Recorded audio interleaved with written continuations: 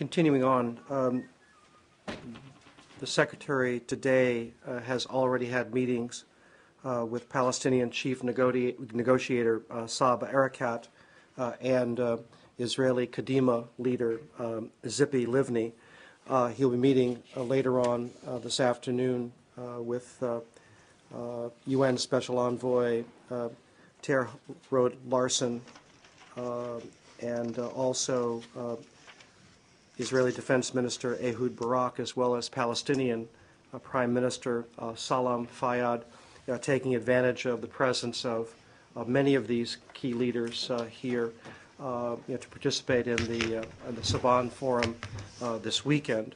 Obviously, the Secretary will be speaking this evening at the Saban Center. It will be a broad-ranging review of all dimensions of the challenge of Middle East peace. She will discuss the way forward, in particular, what we need the Israeli and Palestinian leaders and negotiation teams to do in the coming weeks and months. She will remind everyone, what is at stake and what the costs of the status quo are today. She'll call on both sides, with the continuing support of others in the region, to begin to grapple with the core issues of the conflict: borders, security, refugees, settlements, water, and Jerusalem. And she will make clear that the United States remains committed to this process, but that responsibility to end the conflict ultimately rests with the parties themselves. On Monday, the Secretary will travel to Wakefield, Quebec, to meet with Canadian Foreign Minister Cannon and Mexican Foreign Secretary Espinosa for the North American Foreign Ministers meeting. There will be a short press availability following the meeting. The exchange will build on progress since the 2009 North American Leaders Summit in Guadalajara and will shape the agenda for the upcoming Leaders Summit early next year in Canada. They'll discuss a range of issues, including trilateral cooperation on economic competitiveness, regional security and citizen safety, and energy and climate change. This will include how to bolster North American competitiveness, address the problem of citizen security in Central America and the Caribbean. Clearly, Foreign Secretary Espinosa will update the ministers on the challenge that Mexico faces, with the support of the United States and others in dealing with the international criminal elements that are challenging the Mexican state. Increase financial inclusion in the hemisphere, cooperate more closely on natural disaster preparedness, cyberspace issues, and health security, and promote energy efficiency and environmental protection across our three nations in the region and globally. We continue to watch the situation in Ivory Coast very closely and engage with a variety of countries in trying to put additional pressure on the existing government. Obviously, the African Union's Peace and Security Council met yesterday and suspended Cote d'Ivoire until Alassane Ouattara, the democratically elected president, has effectively taken office. And we welcome the communique, which strongly urged President Gbagbo to respect the results of the election and facilitate the transfer of power, without delay. Staying in Africa, Acting Coordinator for Reconstruction and Stabilization, Ambassador Robert Loftus, will travel to Sudan next week as the United States continues its intensified diplomatic efforts to support the CPA parties as they work through implementation of the CPA. He'll visit Juba and Khartoum. He'll meet with Civil Response Corps members who have been deployed already to assist in preventing conflict and promoting stability leading up to the referendum next month. And speaking of that, when we conclude this briefing, we're going to have a call with some key participants in this process of preparing for the CPA referendum next month. On the call at 2:30 will be Ambassador Princeton Lyman, Chargé d'Affaires Bob Whitehead at the U.S. Embassy in Khartoum, and Consul General Barry Walkley at the U.S. Consulate in Juba. I think the details have already been distributed to you. But the United States welcomes the completion of a peaceful, well-managed voter registration process for the South Sudan referendum. We commend the professional work of the South Sudan Referendum Commission the approximately 11,000 registration workers and the people of Sudan for achieving this milestone. And we recognize the continued commitment of the Sudanese government and the SPLM to implement the CPA, and the tremendous efforts of the United Nations, the International Organization for Migration, and other international partners as we prepare for the polling on January 9th. And finally, Deputy Assistant Secretary Joe Yun has left Burma and is in Bangkok as we speak. He'll return to the United States on Sunday. I think there was a statement put out earlier from our embassy in Rangoon, but Deputy Assistant Secretary Yun met today with Aung San Suu Kyi and yesterday met with Foreign Minister N. Win of Burma and other officials, as well as other members of Burmese society, as we continue both our engagement with Burma, but also making clear to Burma that we believe there are significant steps that Burma has to take to change its relationship with its own population and open up greater space for participation in Burmese society. Well, hold on a second. Start with the Middle East here. Your highlights of the Secretary's speech tonight seem to. It seems like they could have been written, and she could have said them almost 2 years ago. Is this speech going to admit that your efforts to date have not been successful? Well, Matt, I would, well. I mean, I just want to, if I go back through my notes, you want to tell everyone how important it is, what's at stake, and that the status quo is unacceptable. You want to call on people in the region, including the parties, but the neighbors as well. Tell them how important it is to do something. And then tell the two sides that it's important to begin to grapple with the core issues. I mean, this seems like you're literally back at square one. No, I would say we're definitely not back at square one. We think through the many conversations and work that we've done over the course of the almost 2 years, we think we've built a foundation for what lies ahead. Admittedly, we've had dealing with the challenge most recently of the moratorium, as we've outlined. We believe at this point, it's necessary for the parties to begin to tackle the core issues in detail. That said, over the past months, we have had, as we've been working through this process and trying to build momentum, within direct negotiations, we have had substantive dialogue with both sides. We have a good understanding of both what their expectations are, what their needs are. We have had conversations on specific details of tackling the core issues, and so we think that that this will help us in terms of outlining what needs to be done now and how we will move forward. These have been the focus of the conversations that we've had both with the Secretary and the Middle East teams, with Mr. Molho and Mr. Arakat.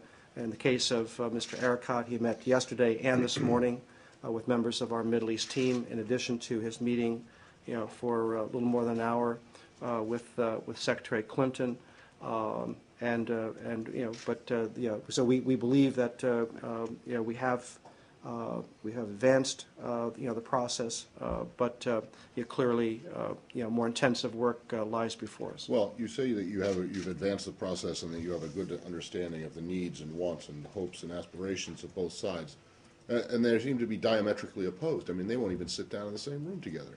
So, how is it possible that you've advanced that this is an advance, that this is a step forward? Well, I mean, you can't get them to agree on something until they actually sit down and agree on something. And right now, they won't even. Well, again, we've as we've indicated, it is still our intent to achieve a framework agreement on the core issues within a year. We believe that is achievable. We believe that that rapid progress is still possible. George Mitchell will obviously be here this weekend participating in the Saban Center event. He will leave Sunday night, be in the region on Monday, and we'll have a series of meetings as we begin this more intensified focus on the core issues. He'll be meeting with the, expect him to meet with the Prime Minister, with the President. The sequence of those meetings, I think, is still being worked on. Prime Minister Netanyahu and Yes. President Abbas. Yes. Well, when we spoke with Saab Erekat outside, he said Israel chose settlements, not peace. And he sounded very pessimistic and angry. So what happened at the meeting today with the Secretary? Was there any type of progress whatsoever in that conversation? Well, as I said, we've got work to do going forward. We expect to have a more intensified focus on the core issues. As the Secretary will outline in her speech tonight, it's time for the parties to grapple with the core issues. We believe that progress can be made. We understand that we have to build confidence that each side continues to question whether it has a partner with which it can make progress and ultimately achieve agreement. That is the challenge that we face. We believe that by working on the core issues at this point, we can build momentum, we can build that confidence, and we recognize, as we've said, at some point to get to an agreement, there has to be a direct negotiation. That remains our goal, but we understand that at this point, we're shifting to a more intensified focus on the substance itself. Erekat also told reporters that the Secretary gave him letters to bring back to Abbas. Can you confirm that? And also, what are you asking Abbas to do? Are you encouraging him to go back to direct talks, or are you saying, we're willing to shuttle back in between you two for the time being?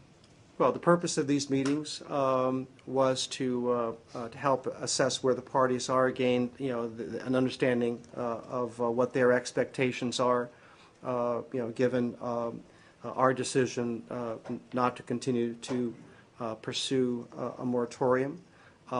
We have outlined for them our ideas on how to proceed going forward, and George Mitchell will be following up in the meetings next week. So that's what was in those letters, the outline of how you see going forward? I'm going to be very judicious in what I say. The Secretary offered her thoughts to both Mr. Molho and Mr. Erekat on what needs to be done now, and we will follow up with George Mitchell next week. No, hold on. Do you have anything to say about the case of this Palestinian activist, who's not nonviolent leader, Abdallah Abu Rama, who has been imprisoned by the Israelis? I'll take the question and see what we know about that case. Apparently, the EU, former President Carter and others have all expressed concern about his treatment. He is a leader of a nonviolent movement, Palestinian movement in Israel, and there's been concern expressed that the Israelis are throwing in jail someone who they might actually be able to do. As I said, let me find out what we know. Staying on Israeli-Palestinian matters, from what you initially said, it seems as if what she's trying to do tonight is twofold. One, somehow trying to get them to talk more about the actual key substantive issues. Do you plan to do that indirectly? Can you say, yes, we're going to try and do this indirectly since they're not talking directly now? Secondly, it seems as if she's putting much more of the onus sort of more explicitly on Israel and the Palestinians. In other words, we can't want this more than you do.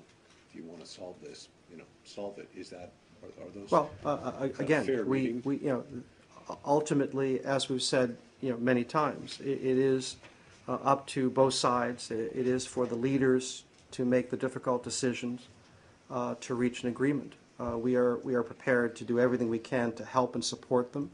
And as we go forward, if there's an impasse as we address the core issues, the United States will be prepared to offer bridging proposals to try to overcome those obstacles. But it is ultimately for the parties themselves to reach an agreement.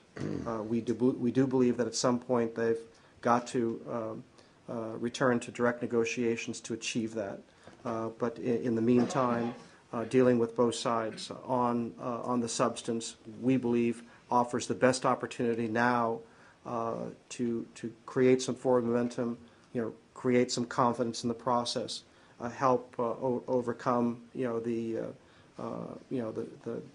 trust deficit that does exist, and we still think that progress is very possible. Okay, so indirect talks on the main issues is your plan going forward in the near term. Is that fair to say? Arshad, we're not going to put a label on it. We're I'm going. not asking for a Well, label. no, I'm trying to understand. you've produced. I mean, for example, right now the parties are not in direct negotiations. Our goal is to get them back into direct negotiations, and we're going to to lead a more intensified effort, focused on the substance.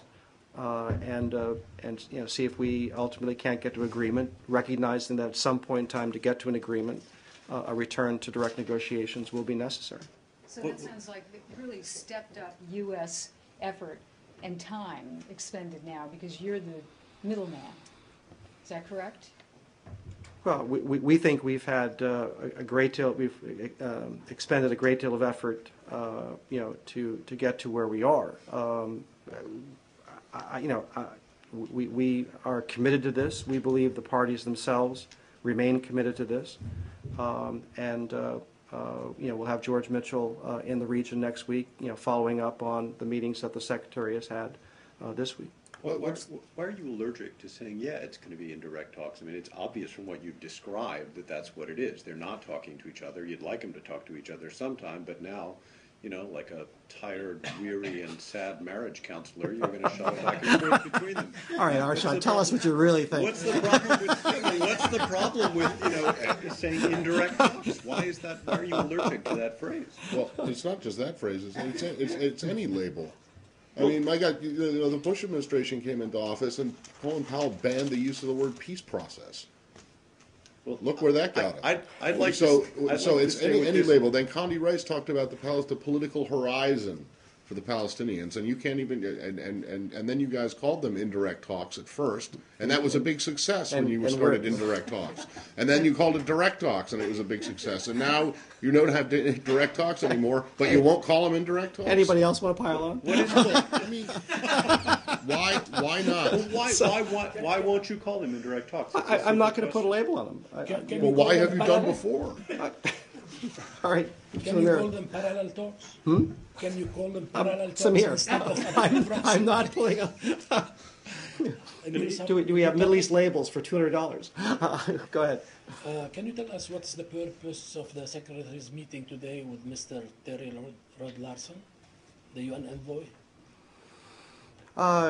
It's to continue to focus on the implementation of UN Security Council resolutions and continue to show our support, for the tribunal. On Burma. Okay, Burma. Okay, two questions I have on Burma. One, are you considering lifting of any sanctions from Burma, small or big, in view of the recent developments there?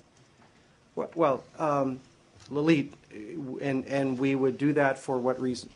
I mean, we are prepared, as we've said many times, to have a different relationship with Burma, provided Burma takes significant steps forward. There are very clear requirements for Burma, and it's not about the United States dictating to Burma. It's about what is in Burma's best interest.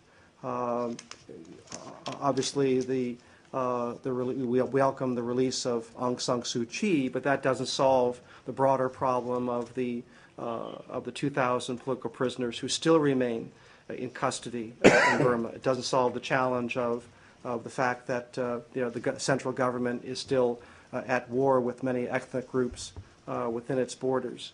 It doesn't solve the challenge of having a political system that allows broader participation so that you don't have a faux election here that just in essence takes generals and makes them civilians and pretends that it's a different kind of government. It is the same kind of government. So we will have, we are prepared to engage Burma.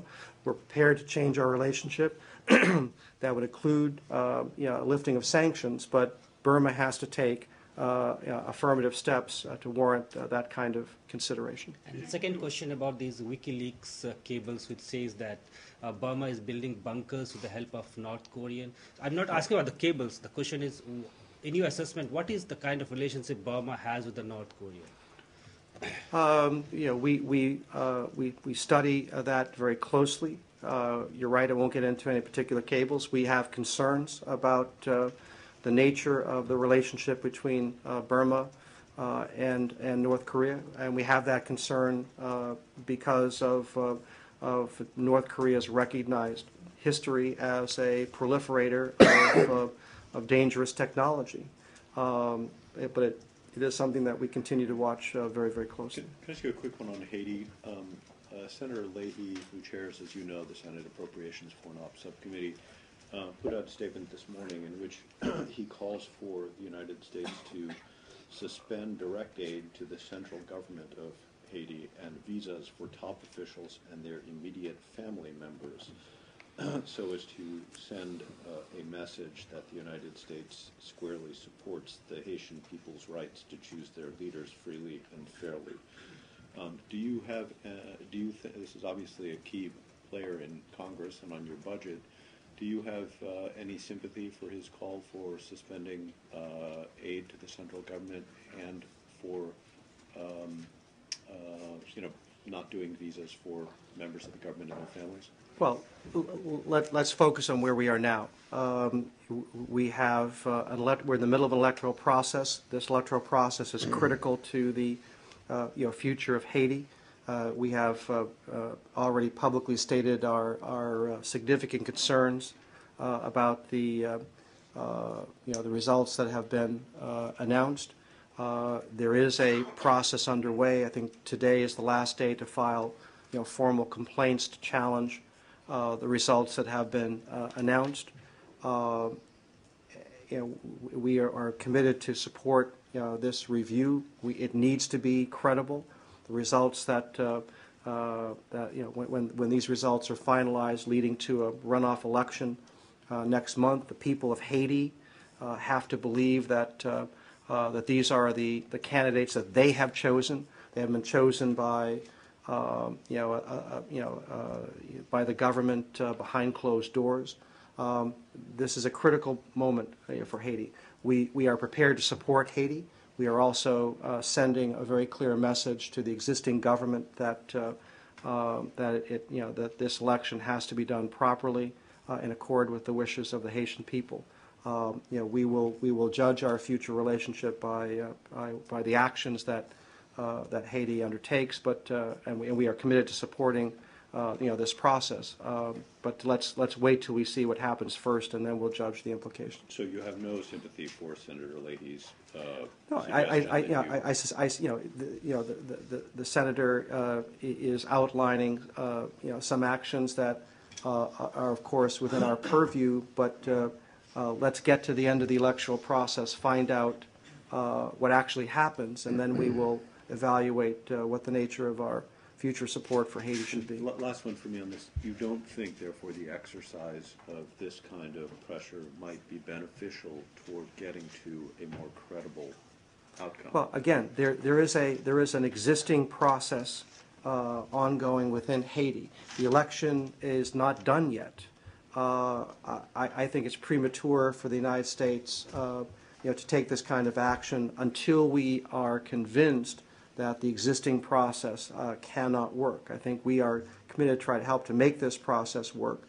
There's a lot at stake here, but we want to see the process unfold, and we believe that it can lead to a credible election result. PJ, there's a report out that Ambassador Holbrooke collapsed today in the Secretary's office due to a blood clot. Do you have any information on that? all I can tell you is that the ambassador is at the hospital at the present time, and beyond that, we'll let you know as we find out more. Can you say at what time he went to the hospital? I can't. Like that? Can you say I just know he was here working this morning. He was taken to the hospital for evaluation, and I haven't heard of. Can you say if this happened in the secretary's office? That's what It happened on the 7th floor. I just don't know where. Did he collapse? I've told you everything I'm going to tell you. He is at the hospital now. He's being evaluated. He was here this morning, and beyond that, I'll wait till we have more information. Can you say he felt ill or something? I mean, Did he go under his own? I do not know. I happened to actually see him not so long ago down by the cafeteria. So Okay, he was walking out, walking Matt, toward the garage. I do not so know. did he go- I'm You don't know going to if be, an I'm going to be ambulance came or very, anything? I'm going to be very, circumspect here until I know the full details. well, can you not say that he felt ill? I mean, presumably he did if he went to the hospital, right? I mean, is that too much to ask? He felt ill. Thank you. Can I just go back to Burma, please, 1 second? Yes. As far as your engagement is concerned and also lifting up any sanction in the future, is this your team is asking the military government to, are you asking for a new election so this lady, the Aung San Suu Kyi, can run? Well, no, it's not for the United States to pick the future leadership of Burma. It's for the United States to make clear that to change fundamentally the relationship between the United States and Burma. Burma has to take many actions, including opening up greater political space for more credible elections in the future. John, Mr. Putin has made some very gleeful comments about WikiLeaks, calling into question American diplomacy, American democracy, and I think it was Mr. Rogozin who said that maybe Julian Mr. who? Assange, Rogozin, NATO, ought to get the Peace Prize. Do you have any? Have you been following these comments? Do you have any, especially with Mr. Putin's comments? Any? I have not seen reaction Mr. to what he Putin's latest comments. I have a question on Ivory Coast. The secretary yesterday talked about this letter from President Obama warning of consequences if he did not step down. What's in it for him if he does? Well, as you know, the hallmark of democratic and effective governance is the peaceful transfer of power. It is something that we take for granted here in the United States, but it is by no means a certainty in other parts of the world, including in the Ivory Coast, where President Gbagbo is already, 5 years past his designated, term in office. President Gbagbo, like others, in the neighborhood, in the recent past, whether it's Guinea-Conakry here recently, and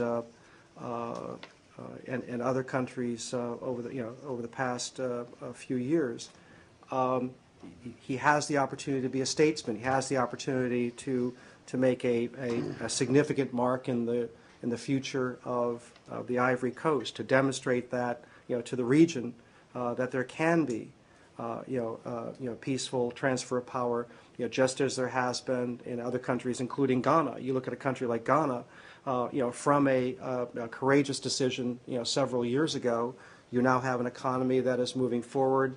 Economic growth, in that kind of country, because with that kind of political stability, that's the climate that brings significant government support and private sector investment. Cote d'Ivoire is a country with resources, but what is absent is a commitment to democracy and to the kind of stability that can make a meaningful difference in the lives of its citizens. So the president just charted out there are two paths, for the Ivory Coast. One is greater integration in the region and around the world, and international cooperation, and the other is increasing isolation. And can you just confirm whether or not the president offered him a visit to the White House, and then also what sort of contacts have you had with President Gbagbo? The president has sent a letter to him. Beyond that, I know that through our ambassador Philip Carter and through our intrepid assistant secretary Johnny Carson, we are closely monitoring the situation. I can't point to any particular dialogue that we've had with President Gbagbo this week, except for the president's letter. On the defense consultative talks, who from state is participating in the DCT over at the Pentagon? Pentagon said there were some state officials participating with Flournoy and others in the defense consultative talks. I'll be happy to check on that. I don't know.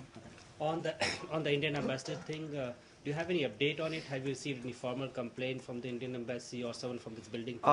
We've been told that a formal complaint is coming. I just don't think it's arrived yet. And yesterday, the secretary said expressed concern about it, and she said she would be looking into if this kind of incident could be avoided in the future. So what are you looking into? How could this be avoided? Well, we are in touch with the Department of Homeland Security.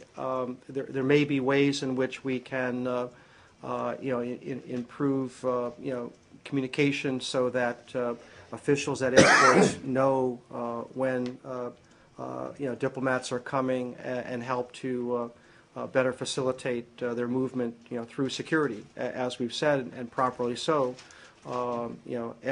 Everyone from diplomats to ordinary citizens are screened prior to boarding airplanes. That happens here. It happens around the world. But certainly there may be ways in which we can improve coordination so that this kind of situation will not happen again. Thank you. One thing, some Indian lawmakers are saying that U.S. diplomats are treated like a king in India or Indian airports, and they should be treated Indian diplomats around the U.S. And second, according to the in Mississippi Jackson newspapers, she was pulled out because of her appearance. She had a sari, the national woman dress. Well, again, for particular, comment on what happened in Jackson, I'll defer to TSA. Can I just ask you, in the broader scheme of this, why should diplomats be given any special treatment for, over that of an average American citizen on something that matters to our national security? No, I'm not saying. I thought I made clear that all passengers are subject to screening. But to the extent that ambassadors, may in some cases, wear traditional dress. If that can help, TSA with its assessment of the risk that any passenger might pose to the airplane, that may be helpful information for them. Why should that ambassador wearing traditional dress be any different than, in this case, an Indian businessman or woman wearing a sari? I don't understand when it comes to airport security why you think that there should be some easier way for. I'm not suggesting that their treatment would necessarily be any different, but we, as the secretary said yesterday, we want, if there's a way in which we can, prevent misunderstandings or help, TSA anticipate whatever screening requirements might be required.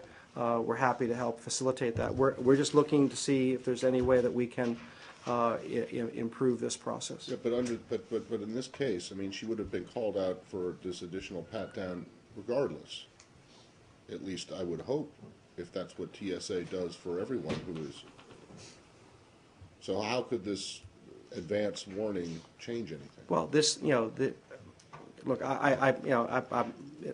it's not my place to give the Department of Homeland Security free advice. I'm sure they'd appreciate it.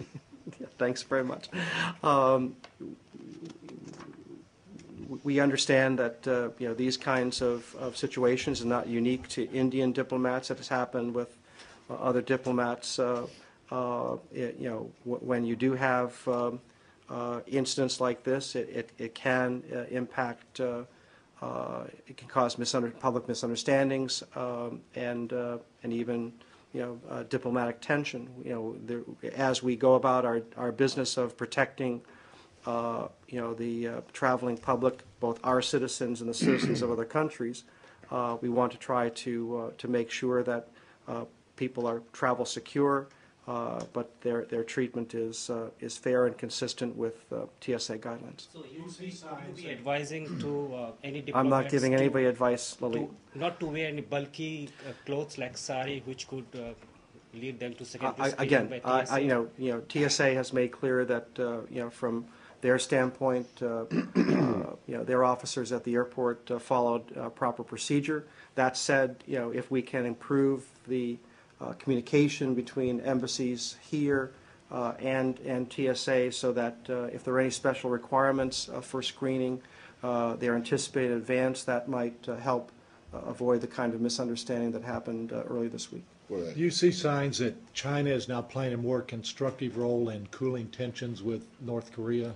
or are they fully engaged or still falling short? Well, Chairman Dai Bingguo was in Pyongyang this week. Obviously, Deputy Secretary Steinberg and in the delegation that he will lead next week, we look forward to getting a full readout by Chinese officials and their current assessment of the thinking of the North Korean leadership. What is most important here is we share a common interest. China has the same interests that the United States has and other countries in stability in the region. China wants the same thing, which is, for North Korea to cease its provocative actions and take affirmative steps towards denuclearization. We may have a difference of view as to what the right step is now, and we look forward to the engagement next week. PJ, I just want to go back to this incident again. Two things that you said. One, you said that it's caused diplomatic tensions, or something like incidents like these can cause diplomatic tensions. Is that how you would describe this right now? There's diplomatic tension between the United States and India over this? To the point that was raised here.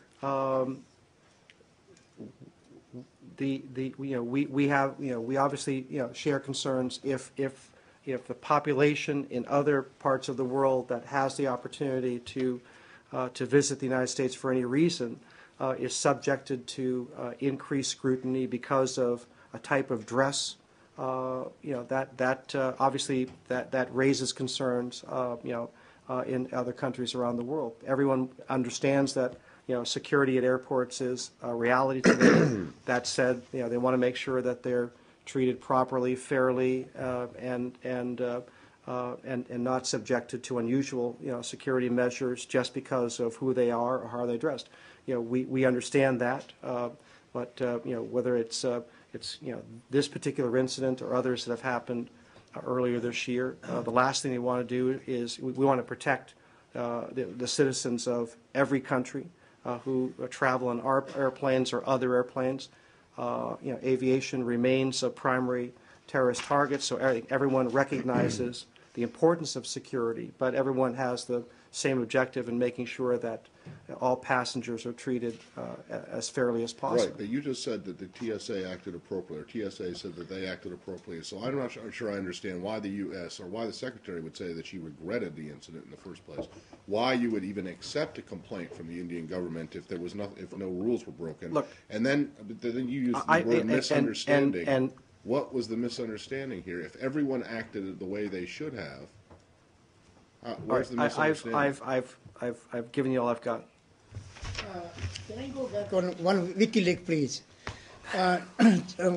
Two questions into one WikiLeaks. One, if you are aware of that, as far as the server is concerned, it is in Stockholm's underground, and if you are asking to unplug the server from WikiLeaks, and second... Goyal, I'm asking to what? WikiLeaks server, it's not. I understand. It's in Switzerland. Can we stop this? Thank you. All right, come on up.